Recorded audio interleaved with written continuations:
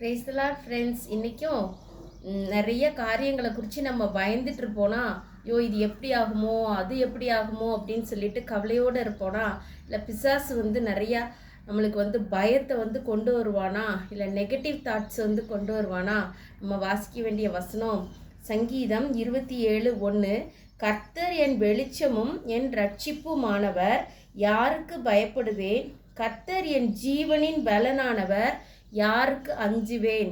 ஆமாம் ஃப்ரெண்ட்ஸ், இனிமேல் வாழ்க்கை இருட்டாயிருமோ அப்படின்ட்டு நம்ம பயந்துட்டு இருந்தோன்னா ஆண்டவர் சொல்கிறாங்க, கர்த்தர் என் வெளிச்சமும் என் ரட்சிப்புமானவர் அப்படின்னு தாவீது சொல்லி திடப்படுத்துகிறாங்க. ஃப்ரெண்ட்ஸ், நம்மளும் கர்த்தர் என் ரட்சிப்பு என் வெளிச்சமாக இருக்கிறார், நான் யாருக்கு பயப்படுவேன் அப்படின்னு சொல்லிட்டு சாத்தான் கொண்டு வருகிற எல்லா நெகட்டிவ் தாட்ஸையும் எல்லா பயத்தையும் மேற்கொண்டு நம்ம கர்த்தருடைய வசனத்தினால ஜெயிப்போம். ஃப்ரெண்ட்ஸ், கர்த்தர் நம்மளுடைய ஜீவனின் பலனானவர்.